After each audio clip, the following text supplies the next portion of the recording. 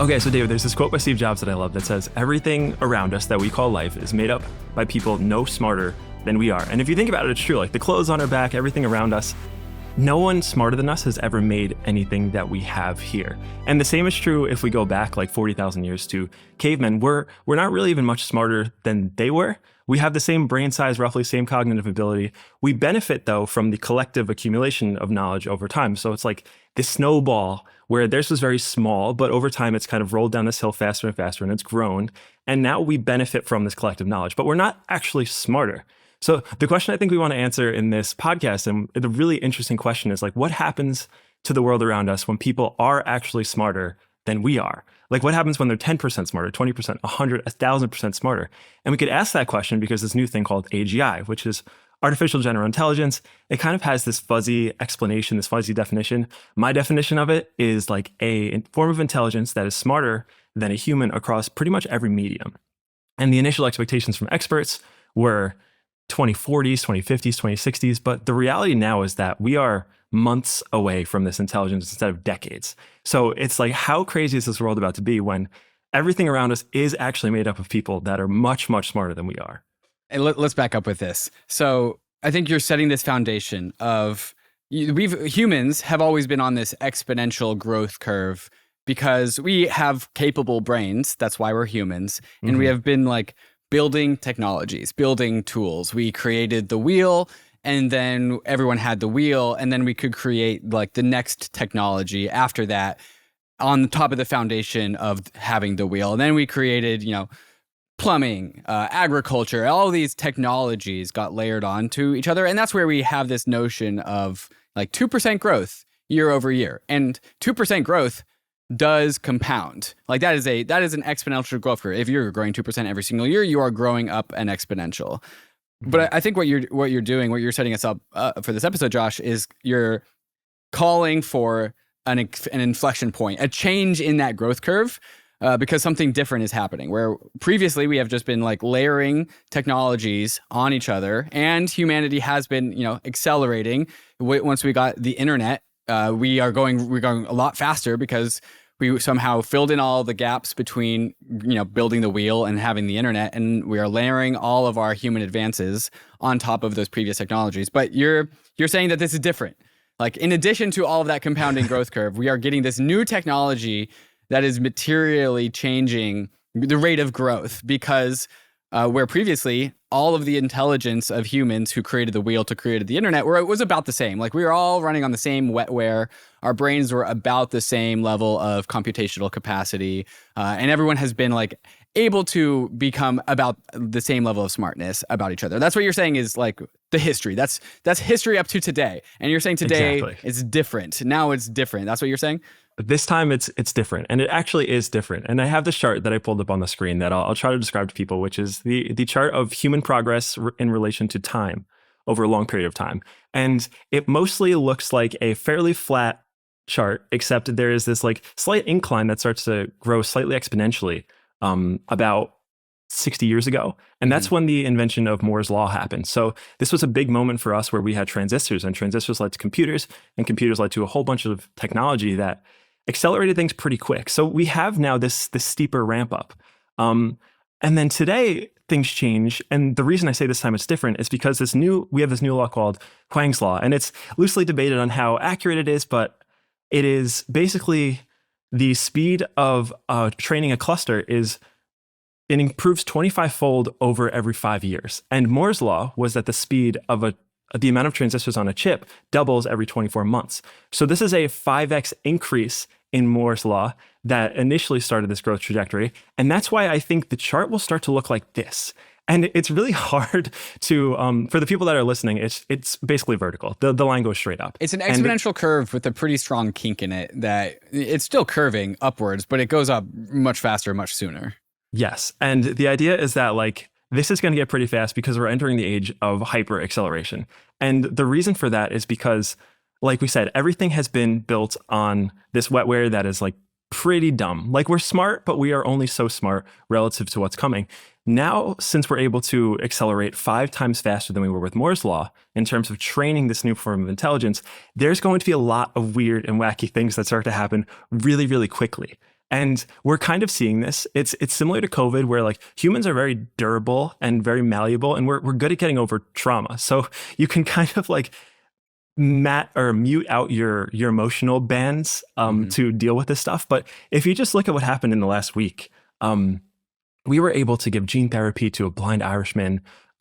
We had another one that treats gene therapy to a blind Irishman. What does that mean? What happened? So we can inject these new forms of genes into a person who's blind and give them eyesight back.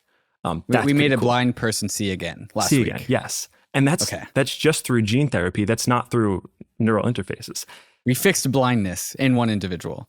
Just like last week. And then there was another breakthrough with ARC-EVO 2 DNA sequencing model. So there's this really interesting thing that's happened with DNA, and we won't go too deep, but basically if you can reverse engineer a protein and rebuild it, you can create all these new forms of technology. You could solve forms of cancer, you can cure forms of Alzheimer's. We discovered 250 million of those, when over the past 60 years, we've only discovered 150,000. And the first person, it took him 12 years just to discover one. So we now have this like crazy slew of technology that was just released last week. Google AI has a co-scientist that accelerates the development of science. You can query 100 PhD students worth of compute for about like 10 cents in 10 minutes. Microsoft has a topological quantum chip. We have all these new humanoid figures. Grok 3 has a new AI model. There's all these new machine learning models that are frontier models. It's like accelerating very, very quickly. And every week there's something new. Just yesterday, for the people that remember the DeepSeek R1 model that broke Wall Street, that came out only 2 months ago. Yesterday, Alibaba released QWQ, which is 20 times more efficient than DeepSeek R1 and slightly better. So already the thing that broke Wall Street has been broken 20-fold in a matter of 2 months. So things are going super fast. We're developing everything super fast. And that's because it's all kind of downstream of intelligence. Is the smarter we are as people, the more complicated problems we can solve. And the faster we can solve them and the faster we can accelerate these new problems worth solving. Let's back up and define Moore's law and extrapolate that into Huang's law once again. Moore's law, my understanding of Moore's law was just really an extrapolation on the computational power of a CPU, of a computer, of a computer chip. And the idea here is that there's this trend line around how fast a chip can be, and I think you defined it as it 2x's every 2 years. And yes. Moore's law has been in effect for decades, many, many decades.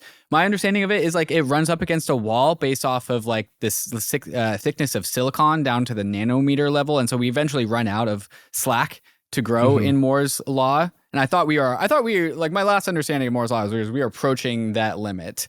Maybe you can update me on that. But then now in addition to that, we also have Huang's law, which I don't think it's not apples to apples. It's more apples to oranges, but it's of the same spirit where it is talking about the computational power as it relates to, I'm guessing Huang is in Jensen Huang from NVIDIA. Jensen Huang, yes. Yeah, so it's the computational power of clusters that is largely computing AI stuff. Maybe you can fill in the gap of all the gaps that I just left for our listeners. Yeah, so Moore's law is the amount of transistors on a chip doubles every 2 years.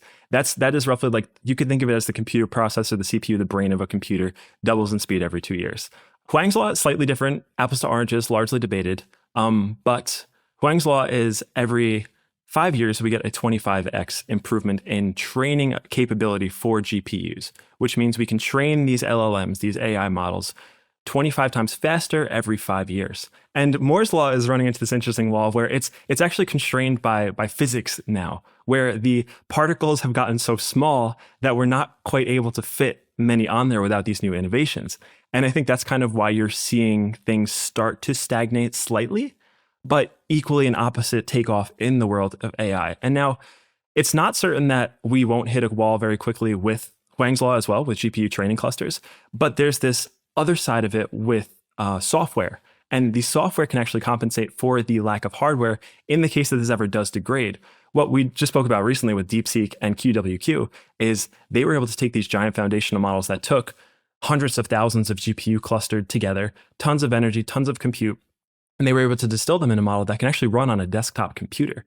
And that improvement is like 1,000-fold improvement, and that happens on the software side of things. So there are these two pillars that are advancing really quickly. There's the software stack and there's the hardware stack, and both of them are going exponential. So even if Huang's law is half of what he says it is, or half of what is expected, the opposite forces that are happening in the software field will continue to accelerate that even faster. So we have these two tailwinds, both going super quick. Okay, so Huang's law is a 25x of computational efficiency every 5 years, which is pretty damn steep, much steeper than Moore's law. But then you also gave us the 20x performance or efficiency increase between the Alibaba model that got released earlier this week versus the DeepSeek R1 model that got released 2 months ago. So we're layering a 25x every 5 years of computational power. You're multiplying that with what we are seeing in the efficiency gains of the highly competitive AI lab model releases, and that's software, right? And I love this metaphor. I use it many, many times on Bankless. There's two ways to scale.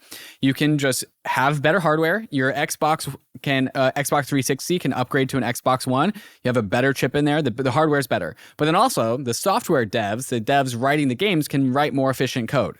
It can use the same hardware more efficiently, create more beautiful games. There's two ways to do this, and we're seeing both happen like at these crazy scales. A 20x increase in efficiency for a model in 2 months is insane. That growth curve can't be sustainable. I suspect it tapers out by the end of this year, and I think it just illustrates that there's a lot of slack in the AI model development race. There's like a lot of optimizations to be had, but there's still the fact that we are 20xing in efficiency in 2 months in terms of like one model release to the next just tells me that there's so much optimizations to be done here, and so we actually don't really know where the efficiency gains happens on the software side of things. Also, a part of this to take into account is we are building, these efficiency gains are happening and they're compounding because of the output of the efficiency gains. So now, because we have smarter models to help us, we are able to build even more efficiencies, even more improvements. And that will kind of, hopefully, the hope is that it will increase systematically, where as we build these smarter models, they can help us create more efficiency, help us design more efficient chips, and it will be the self-fulfilling acceleration curve. The models help us design better hardware, the hardware gets better, and we can run more powerful models, and then the models can help us design more hardware, and it kind of just naturally converges at the theoretical optimization point extremely fast. Exactly, yes. And as we accelerate faster, there will be even more improvements to the world of atoms instead of just bits. So now it can teach us how to build these machines, to build this new computer, to build this new chip that will make things even faster. So it's kind of this like self-fulfilling cycle up to wherever we end up going. Okay, and so that's why you're illustrating this kink here, again, on the screen that we're showing, where there's been this compounding growth of humans and the technology that we've had ever since we invented the concept of technology and innovation and science. And there's been just, call it 2% growth year over year over year. We've been on an exponential growth curve. It's been a modest 2%. But this is why you're saying that there is a kink here, and we are entering the age of hyper-acceleration where, sure, we've had more useful tools. We've invented power tools for building better homes. We've invented computers, and that really helped accelerate things.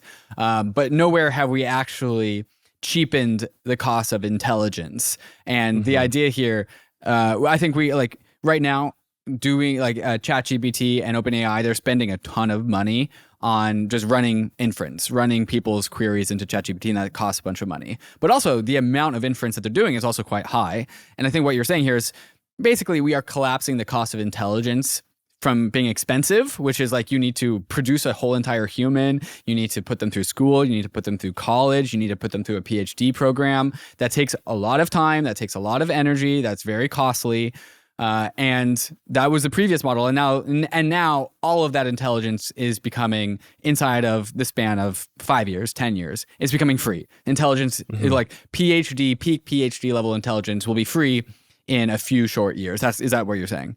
Yeah, totally. And that was kind of the essence of why I created this little visual, is because it was mostly the intention of exploring the downstream effects of intelligence as the price rapidly decreases to zero. Because everything around us it requires intelligence to make. But what happens if that intelligence becomes so cheap that it is readily accessible and 10 times smarter than we are by anyone in the world? It makes you think a lot about the productive output that we can unlock. And that was the essence for the very steep curve. I see that there's two sides of this conversation. There's so much optimizations left to be done on the hardware side. There's so much optimizations, way more optimizations left to be done on the AI model side. These things are going to get so much more efficient. Intelligence, the cost of intelligence is going to drop to zero. There's so much optimizations to be done on just like the mere intelligence side of the equation. But that's the producing intelligence, and then there's the application of intelligence, and that's where you went through some of this list here, and you talked about the gene therapy giving a blind man sight for the first time, or like Google AI co-scientists literally just accelerating science broadly. And so while we have the AI lab wars reducing the cost of intelligence down to zero, we are still like in the very early days of actually seeing the application of that intelligence. And I think also something that you're saying is like, well, actually some people are applying this, and they're applying it into fields all across science, all across academia, all across knowledge. And it's kind of like slipping under the radar. But if you pay attention, you'll kind of notice that we're doing some pretty crazy things really quickly. Yes, that's absolutely right. One of the more interesting ones that I do want to highlight here, because I think it's so cool, is the DNA sequencing and the protein sequencing. That is like a core foundational part of biology. And the first person to discover to break down and like reverse engineer the first protein, it took him 12 years to do. And he took this protein and he crystallized and he shot it with X-rays. And then he actually used like a ruler and pencil to like connect them together and kind of reverse engineer this. And then over the course of the next 60 or so years, we were able to finally discover 150,000. And now, because of AI, we've just discovered 250 million. 150,000 to 250 million. Quite a different number. And that 250 million was only over the course of like the last 2 years and change. It was very quick. And this was also, relatively speaking, 2 years ago. It was very early in the AI cycle. So by using this AI, we were able to unlock this entire foundational core of biology. And when you could break down proteins to the like simplest form, it unlocks a lot of really cool innovation. So like I mentioned earlier, Alzheimer's is a direct result of a like DNA misfolding or a protein misfolding. Same with a lot of forms of cancer. But there's also these other applications outside of just biology where you can form a protein structure that eats plastic, and you could just send it out into an ocean and design it so that it doesn't harm the ecosystem, but can just eat a lot of plastic and convert it into something useful. Or you could design these new materials that are much more heat resistant, like a rubber tire that never pop, that lasts forever. Material sciences starts to expand. And there's this whole world of biology that we've just unlocked that now we can manipulate and mutate for the first time because we understand it. So it's starting to give us these really like foundational bases of knowledge of biology that now we can take and we can use and we can apply to the real world. And that unlocks an entirely new industry. I think this is the subject that you're talking about is called synthetic biology. At least that's how I understand it. And maybe the best way to explain this to listeners is the way a computer works, like going back to a simple Turing machine, is you have this tape. And you have this tape of like serial numbers. It all goes down to like ones and zeros, but like the way a computer works is it processes the string of digits serially. And then we just make faster computers to do these things faster. And then we also have multiple cores to do them in parallel. But ultimately, at the end of the day, it boils down to a serial string of characters, a serial string of bits that a computer processes. And DNA is that same kind of structure. It is a serial like chain of proteins with more combinations than just at ones and zeros. It has like the ATGE DNAs, but ultimately it's just a serial like string of information. And it's kind of like it's the organic code for biology. And there's this whole like universe out there where like, okay, if we figure out how to string the correct order of proteins together, we can make some really cool things. And I think what you're doing here, Josh, is you are combining our like intelligence, complete and comprehensive intelligence onto like how we can correctly order biology to create any sort of like organic structure that can do almost anything that we want. We can cure blindness. We can produce this organism that consumes plastic that like helps fight climate change, whatever. And because it's biology, the actual applications are pretty boundless. They can kind of touch anything, and that is just synthetic biology. There's still like all the other subjects that we have to get into, which is like rocketry, like life on Mars. Anything else, like any other like science that any listener wants to imagine in their head. And so this is why you're saying we're entering the age of hyper acceleration, because every single industry is about to hyper accelerate. Yes, everything around us that was made by us, if we were smarter, can be improved. So you will see these improvements across the board. Another interesting one about the synthetic biology too is the entire food supply chain and how we make food, how we create food, how food gets genetically modified over time. All of that changes too. So there's so many of these different areas that stand to change so much once we understand them better and we know how to refine them better to get better outputs. Okay, so between the eras of AI labs becoming hyper efficient, creating like massive intelligence, dropping the cost of intelligence to zero, and then before we get to the actual changes in the industries that are actually where the rubber meets the pavement, we're going to have kind of like the investment layer or the economics layer. This is going to change the economics of everything. Investors are going to reallocate capital. The cost of things are going to change and fluctuate, I think go down. Where do you think this, before we actually talk about, talking about all the possible ways that this impacts us is literally— we'd be here forever. We'd be here forever. We'd just be talking about like the future of the universe. So like, let's talk about like how this, what are the economies of this? What was the economic impact of this in the short term? It probably leads to some sort of rapid deflation in the type of industries that it affects. So just to define deflation versus inflation, a lot of people know what inflation is. It's just kind of like the price of goods and services slowly increasing over time. They're very familiar. They see that in the grocery store. We see that gas stations, everything you buy has slowly increased over time. And the reasoning for that is there's this really great contrarian take by Peter Thiel that I love, where he says that we haven't actually accelerated a whole lot outside of the world of technology.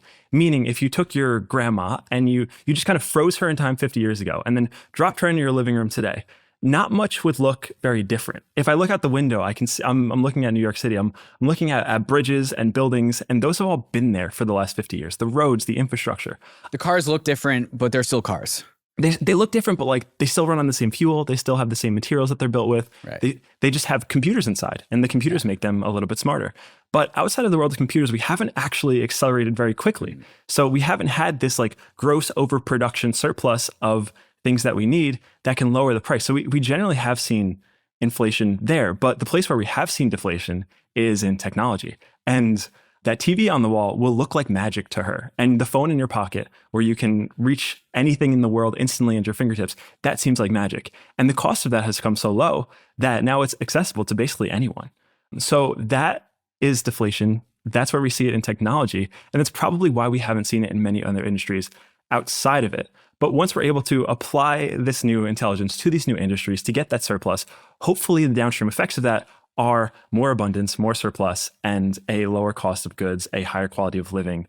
I think we'll start to see that once we start to manufacture more in the world of atoms versus bits, which is digital.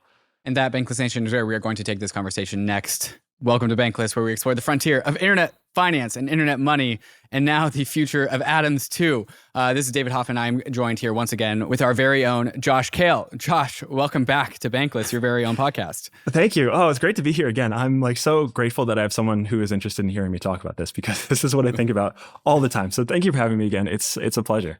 Yeah, I really enjoyed the last conversation that we did. If this is your first time listening to Josh, we did one other podcast, the one last week, really just kind of doing the landscape of the AI arms race in a very like zoomed out way, where like, sure, it's fun to talk about like the competitiveness between these different AI labs, but I think Josh really synthesizes information in this very big way, and that's what we want to do here again on this episode. So we're going to continue this episode, but first we're going to talk to some of these fantastic sponsors that make this show possible. In the Wild West of DeFi, stability and innovation are everything, which is why you should check out FRAX Finance, the protocol revolutionizing stablecoins, DeFi, and rollups. The core of FRAX Finance is FRAX USD, which is backed by BlackRock's institutional BUIDL fund. FRAX designed FRAX USD for best-in-class yields across DeFi, T-bills, and carry trade returns all in one. Just head to frax.com, then stake it to earn some of the best yields in DeFi. Want even more? Bridge your FRAX USD over to the Fractal Layer 2 for the same yield plus Fractal points, and explore Fractal's diverse Layer 2 ecosystem with protocols like Curve, Convex, and more, all rewarding early adopters. FRAX isn't just a protocol, it's a digital nation, powered by the FXS token and governed by its global community. community. Acquire FXS through FRAX.com or your go-to DEX, stake it, and help shape FRAX Nation's future. Ready to join the forefront of DeFi? Visit FRAX.com now to start earning with FRAX USD and staked FRAX USD. And for Bankless listeners, you can use FRAX.com/r/Bankless when bridging to Fraxel for exclusive Fraxel perks and boosted rewards. Introducing UNICHAIN. Built for DeFi and powered by UNISWAP, UNICHAIN is the fast, decentralized layer 2, designed to tackle blockchain speed and cost challenges. With this mainnet now live, you can enjoy transactions that are up to 95% cheaper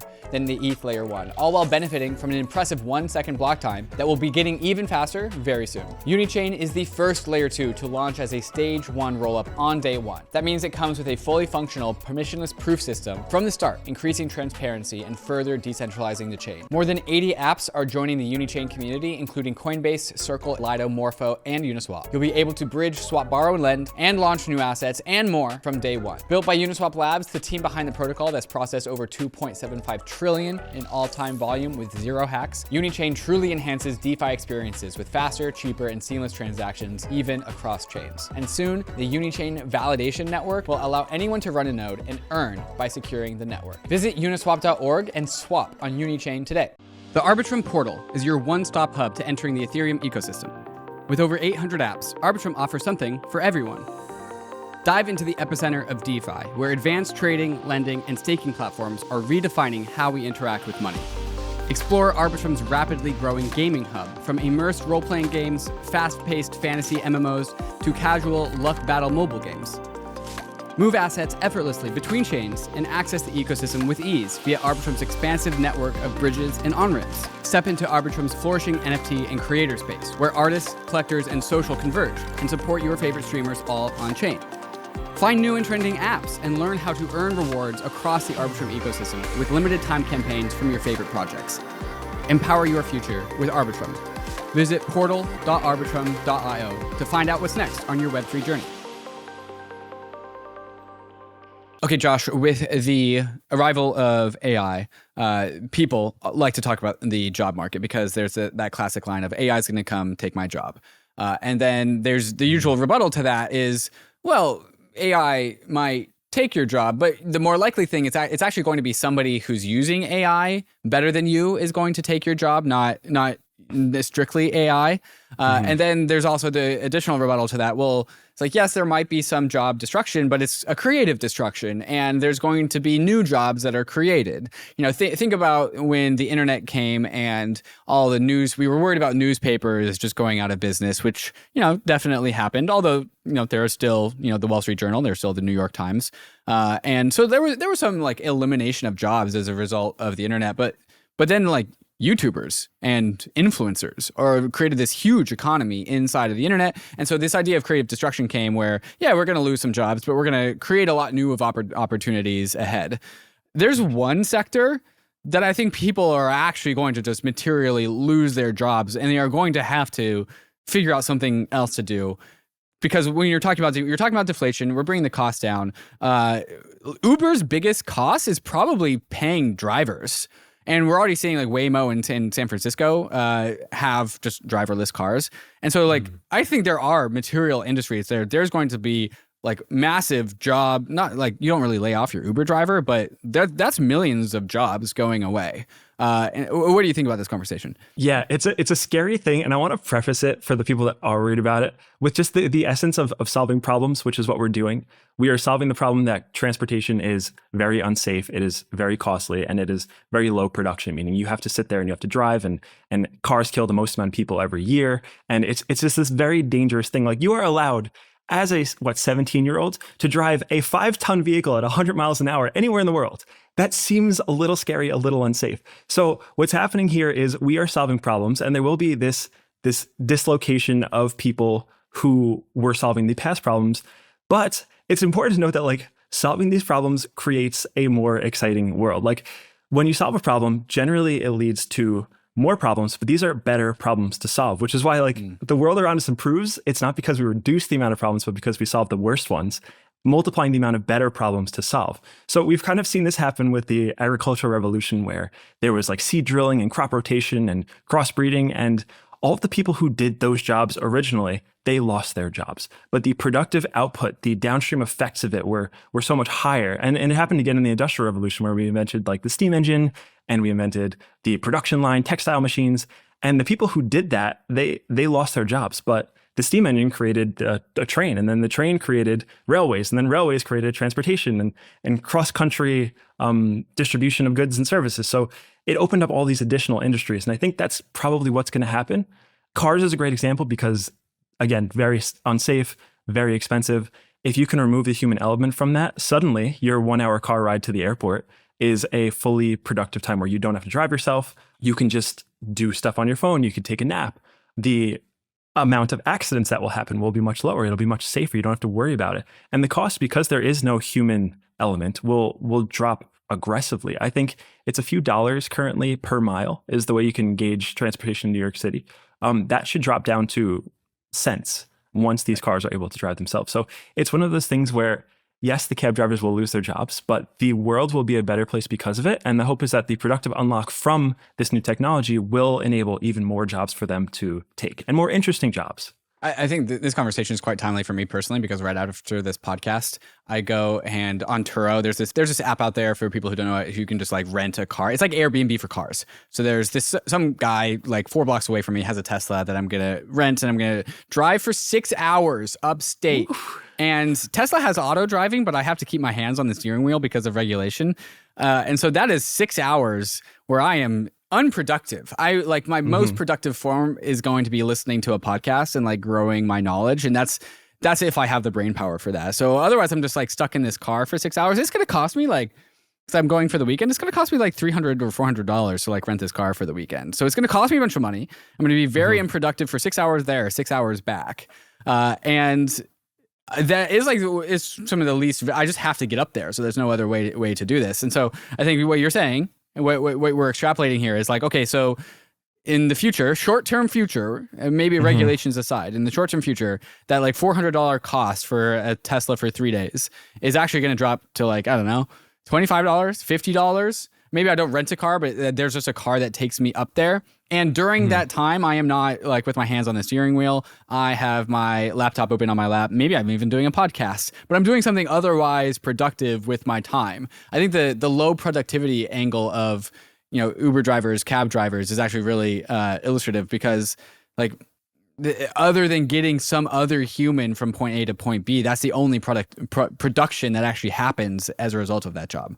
Yes, that's absolutely right. Actually, I would encourage you to try full self-driving on your road trip up, because it's really good, and it signals how close we actually are to. Oh, I intend to do it, but my last time I was in a Tesla, I had to like keep my hands on the steering wheel. Now it's gotten better. It's just your eyes need to be on the road, so you don't have to touch anything. You just have to look forward. Can I wear sunglasses? You can, but there's actually these small sensors that can penetrate your sunglasses that can see your eyes beneath them. They've got it pretty good. And this is just really a matter of regulation. The technology is mostly there. In fact, Tesla's planning to roll out their Cybercab network fully autonomous in Austin in the middle of this year. So we are very close to this happening. And I think a lot of people who haven't tried it don't know precisely how close we are. So give it a try. I'm curious to hear your thoughts, but it's very good, and it's very exciting because you could either take a 6-hour nap, or you could do whatever you would want during that time and do so much more safely than if you had a tired driver or if you yourself were tired. And that's just the idea of transportation. And I don't think that's really, I don't know if you have any takes on like airline transportation, or if that's getting any cheaper. Oh, you do? Okay. So, so this was talking about like automobile transportation is dropping, call it 100x in cost over when this technology gets absorbed by humanity. Aviation transportation has not progressed at all over decades. It's been one of the most frustrating things in my life. What is aviation transportation cost going down too?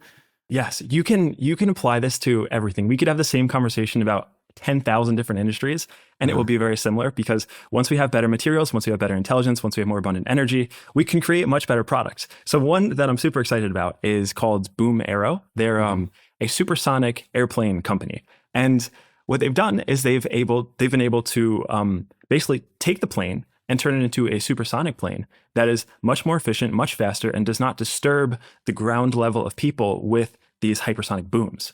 So their new technology is allowing planes to go way faster. I'm not sure the multiple, but significantly faster at significantly higher volume for the hope is a lower cost. So not only do you get a product that's better, you get an experience that's better, but you actually get a lower cost and higher safety, because these will be built by really impressive engineers that don't have these edge cases that you've been seeing with these airplanes that are crashing and burning. And the airline industry has gotten a little scary, and it's mostly because it's a duopoly between Boeing and Airbus. Airbus, yes, I believe those are the two. And they have no incentive to do right by the people because they are the monopoly. And if you can start to introduce these new competitors through this new technology that provide such a better experience at such a better price, then there's no reason why 10 more of those won't come into the market. And gradually over time, we will just remove the duopoly that is these unsafe, kind of crappy airline companies. And we'll have hypersonic travel. And we will have hypersonic travel that's like really comfortable and really cheap and affordable. And it's mostly a matter of manufacturing materials and regulation. Those are the three things that are stopping that from happening. But it's happening. One thing I think we are doing with this conversation, maybe there is something to fill in here, is like, first we grow hardware and then sophistication of our models. That's step one. Step one, grow intelligence. Step two, reduce the cost of intelligence. Step three is 3 question marks. And then step 4 is profit, where we have like super cheap transportation, super cheap airlines, and all of a sudden we can do supersonic travel for very, very low. How does that first conversation that we had about AI intelligence actually relate to producing like deflation in transportation costs? Or are we just kind of assuming that eventually with the massive reduction in intelligence that we're going to figure out at scale, hypersonic, supersonic airline travel? Yeah, so I want to amend your hierarchy slightly. Okay. You put intelligence at the top. I think there is one thing that is slightly higher than intelligence, and that's energy. To power all these intelligent systems, to power us, we need tons of energy, and we don't currently have enough energy. So I think this all kind of starts with the energy layer. And again, it's synchronous with intelligence. There's this fun fact that I love. It's that if you go outside into your backyard, if you go to like a park down the street and you pick up a rock, the rock actually has more potential energy inside of it than the equivalent size piece of coal. And it's interesting because we use coal, we burn coal, but it turns out that organic plant matter that's been stored underground isn't super dense in energy. Whereas this rock that's down the park, it has trace amounts of thorium and uranium, and they're very low amounts. But the only thing stopping us from extracting that versus coal is understanding how to process it. And the resource thing is really interesting because it's like, but nothing is really a resource until we assign the knowledge to it that it is a resource. Like we didn't get iron out of nowhere. Some guy found a rock and then he figured out how to smelt it and refine it. And we went from iron ore to iron ingots, and now we have skyscrapers. And there's this kind of progression through resources where as we get more intelligent, we are able to access them more abundantly. And I think this kind of happens synchronously with intelligence, where the more energy we have, the more we can power these GPU clusters, the more we can understand. And then to get to your question, the downstream effects of it, well, it can teach us how to manufacture better factories. So one of the really interesting developments has been humanoid robots recently. And these are robots that have general purpose intelligence. They have hands, they have actuators that kind of function like humans. And they've been starting to go into factories and starting to manufacture things themselves. And a lot of the production line has been simulated through these large AI models that can kind of emulate the efficiencies and inefficiencies of a system and then weed them out for you. So generally with like technology applications or products, the first one is kind of crappy. Like if you bought the first iPhone, it like wasn't that great. The second one was like pretty good. The third one was like really good. The fourth one was amazing. And the fourth one is basically the same as the 16th one. They're all the same because we kind of reached this local maximum.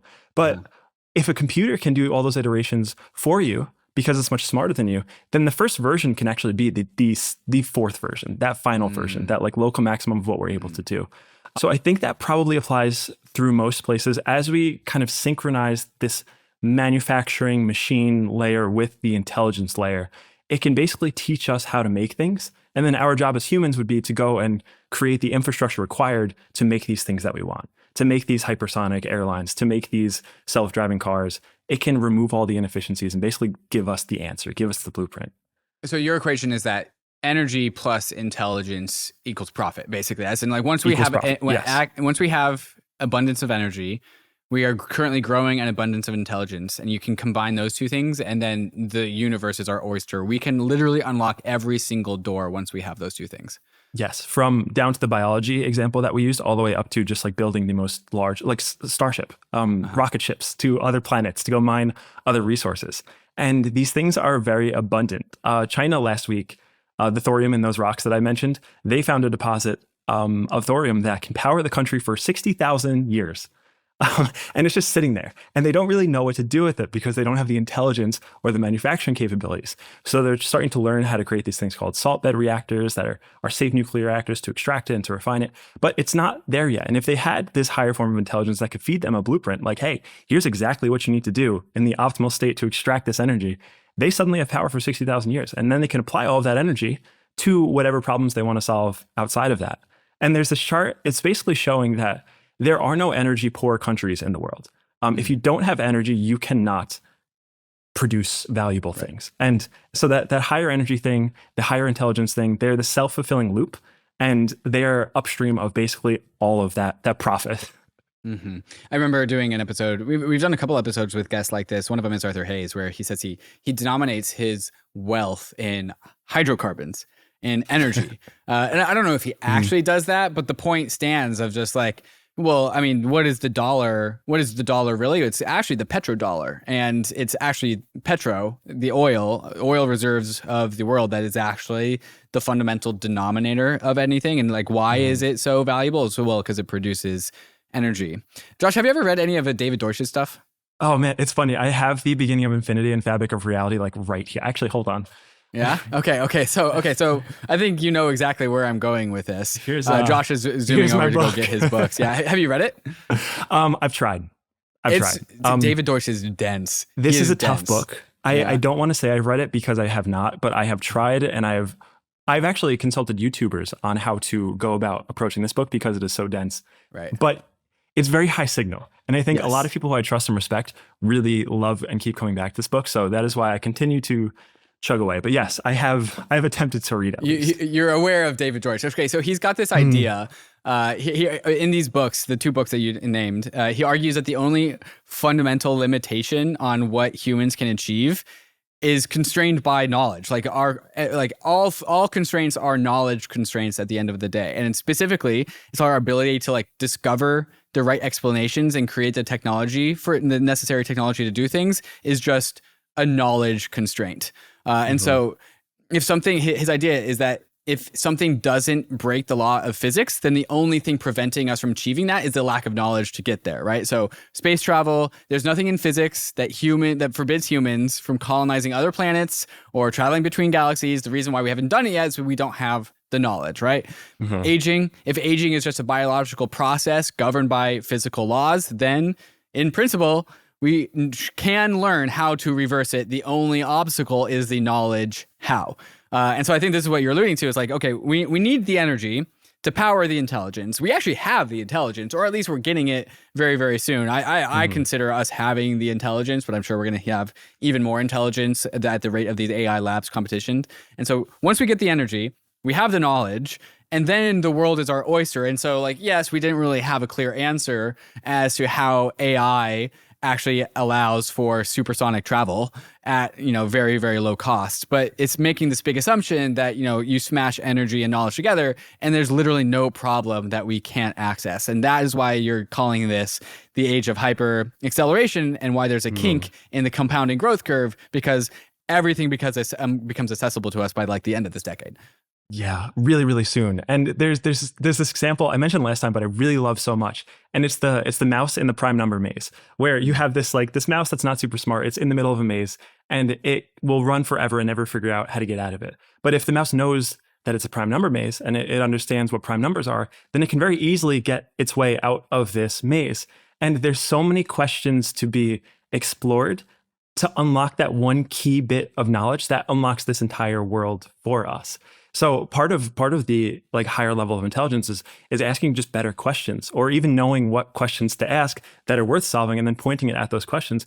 But I very much agree with David in the sense that like all of this is just an intelligence problem and an energy problem. And if we have unlimited of both, or if you have enough resources to harness like a seemingly unlimited amount of both, there is no problem that we can't solve. Everything, it kind of breaks your mind in the same way that LLMs kind of broke my mind when I first started using them.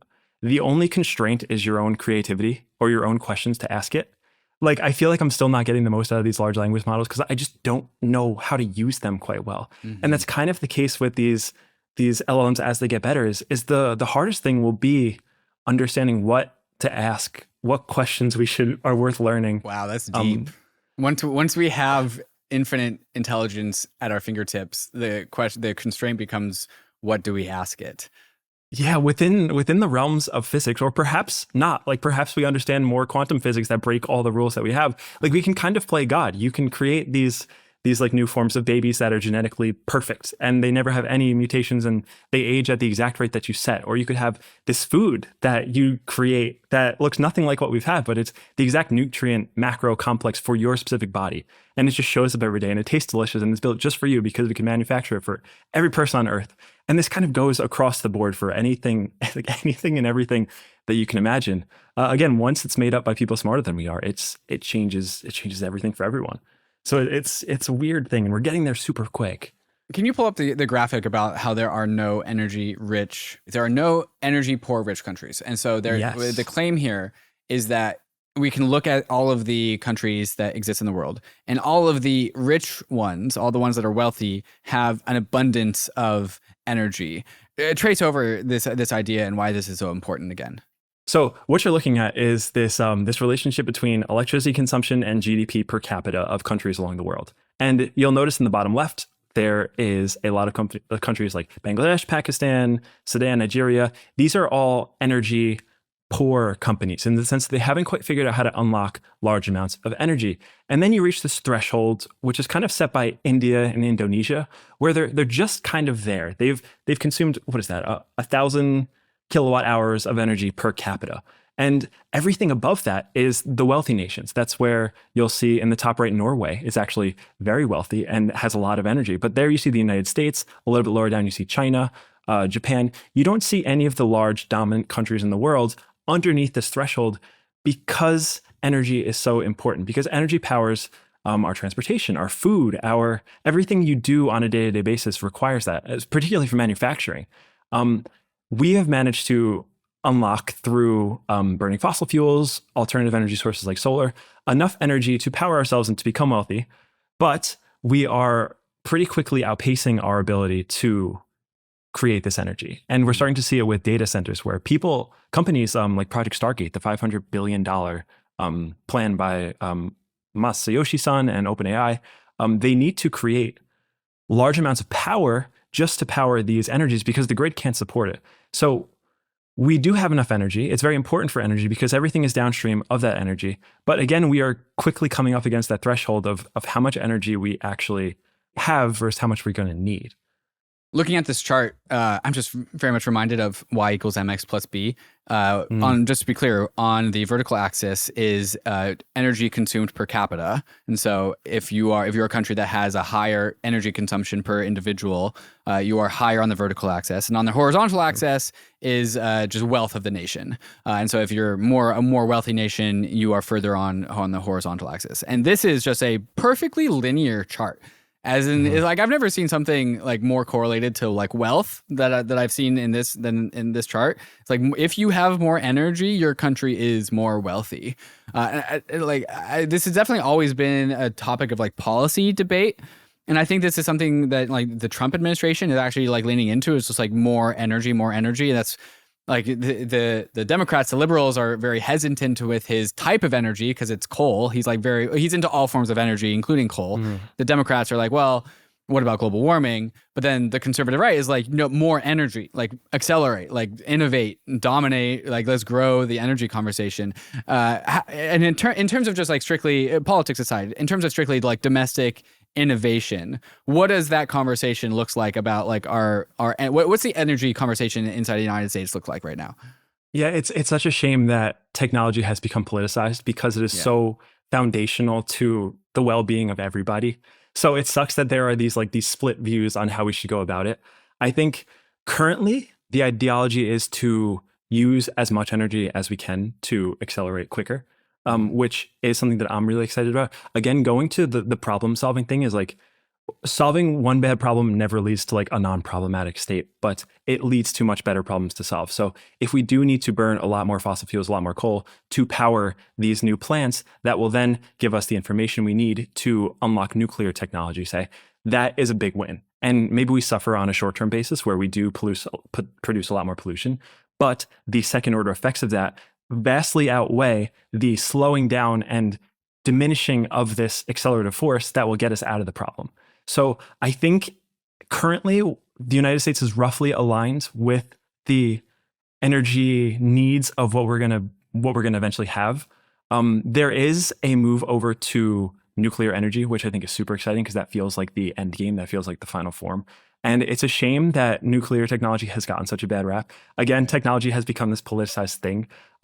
Very few people have actually died from it. It is very safe. The old power plants that did melt down are nothing like these new power plants. And there's this new company actually just last week. I think it's Valor Electronics. I could be butchering that, but they created this modular nuclear reactor that is the size of a large apartment, maybe. And the idea is that you can take a stack of these modular reactors and you could place them around a data center, like the OpenAI Project Stargate one that's going to require a lot of power. And it can be fully self-sufficient and fully stable with nuclear energy. And I think that is like a really fun direction that we're headed to, where we are now able to produce these things. We don't really have the regulatory restrictions and safeguards preventing these people from innovating and accelerating on it. And I think that feels like a very healthy direction that I'm super excited about going is now we do have permission to build these new nuclear systems. We do have permission to explore these new forms of energy that are necessary to power this world in which there will be a lot more robotics, a lot more manufacturing than we currently do today. I'm not terribly informed about the nuclear subject, but my loose understanding is that it was one of these industries that got a bad rap downstream of the Cold War. We had the 3 Mile Island incident inside the United States. There was a Chernobyl incident in Eastern Europe. And I think that's kind of like marked the tone of nuclear, but it's also just been highly regulated. Like it's been so incredibly regulated. I think that's actually the main culprit as to why we don't see too much nuclear energy production, because we regulated it heavily because of, well, nuclear bombs. And so maybe you can kind of understand that. But it is also, like you say, a shame that we don't have like this robust nuclear industry because, again, to my knowledge, just like you said, it's super safe, it's super clean, it's super powerful, and super abundant. Again, going with this relationship of like more energy equals more innovation, maybe we should like reset our priors on understanding nuclear as an industry inside of the United States.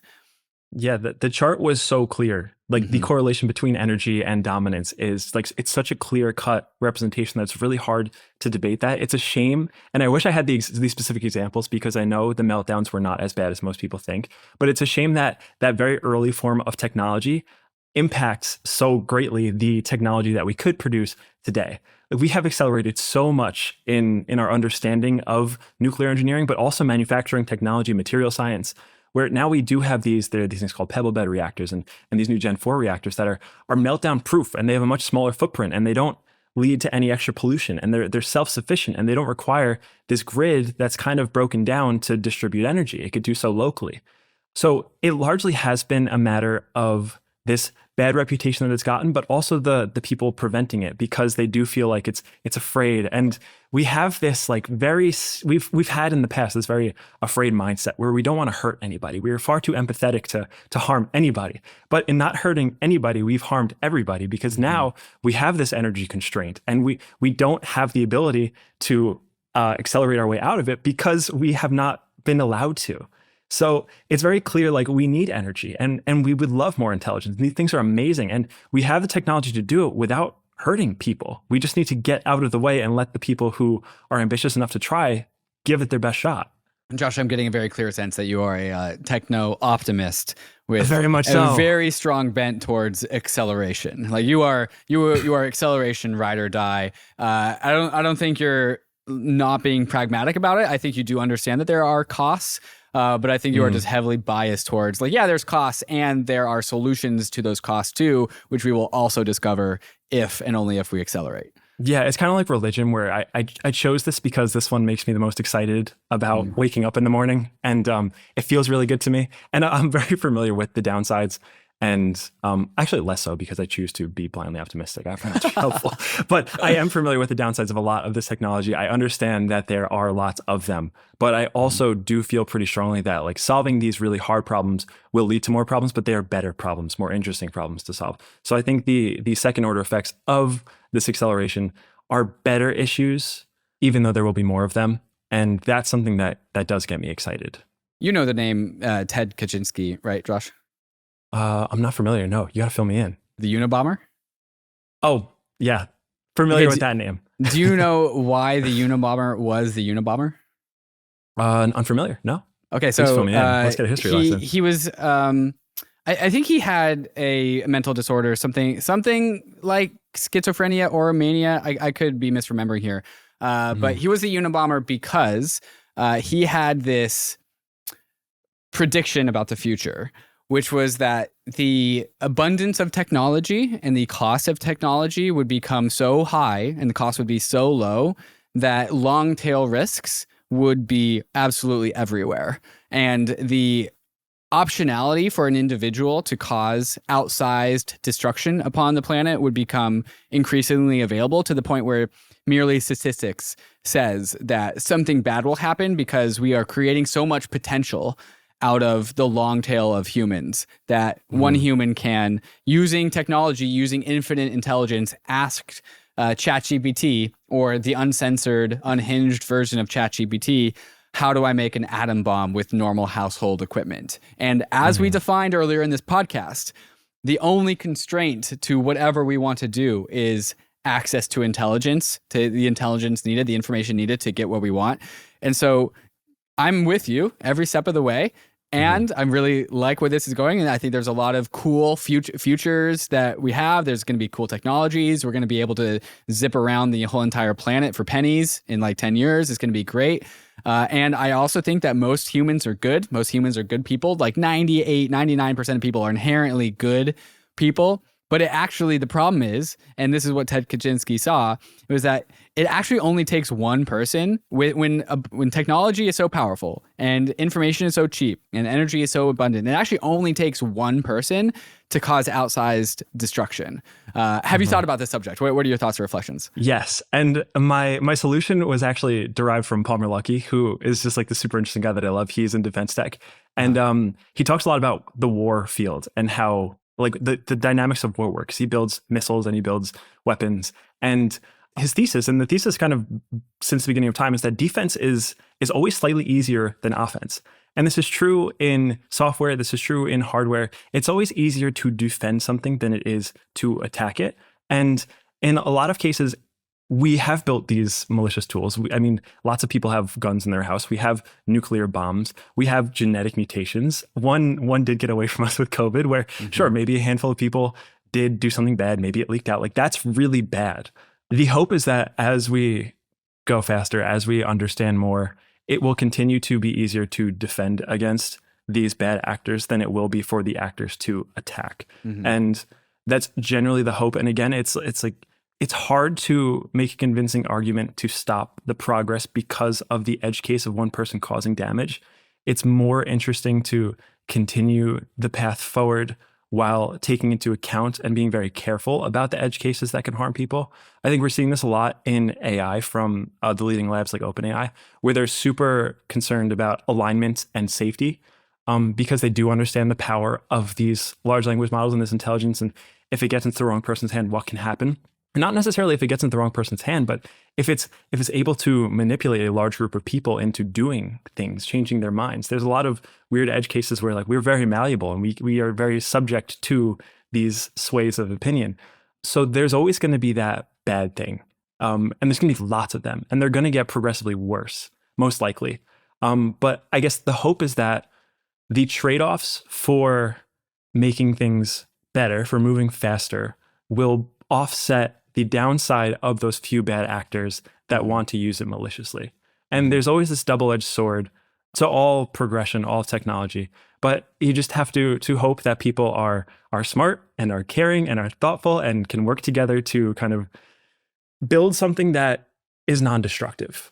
Imagine a world where your day-to-day banking runs on a blockchain. That's exactly what MANTLE is building, powered by a $4 billion treasury and poised to become the largest sustainable on-chain financial hub. As part of their 2025 expansion, MANTLE is introducing 3 new core innovation pillars that bridge traditional finance with decentralized technology. First is their enhanced indexed fund, aiming for $1 billion in AUM by Q1. It provides optimized exposure to Bitcoin, ETH, Solana, and USD, complete with built-in yield opportunities. Next, MANTLE Banking promises to revolutionize global value transfer through seamless blockchain-powered banking services, bridging crypto into your daily life. Finally, MANTLE X blends AI with DeFi to deliver an intelligent, user-friendly experience for everyone. And the best part is that this is all in addition to their already launched products like MANTLE Network, METH, and FBTC. Ready to step into the future of finance? Follow MANTLE on X at @mantle_official and join the on-chain revolution today. CELO is transitioning from a mobile-first, EVM-compatible Layer 1 blockchain to a high-performance Ethereum Layer 2 built on OP stack with EigenDA and 1-block finality. All happening soon with a hard fork. With over 600 million total transactions, 12 million weekly transactions, and 750,000 daily active users, CELO's meteoric rise would place it among one of the top Layer 2s, built for the real world and optimized for fast, low-cost global payments. As the home of the stablecoins, CELO hosts 13 native stablecoins across 7 different currencies, including native USDT on Opera MiniPay, and with over 4 million users in Africa alone. In November, stablecoin volumes hit $6.8 billion,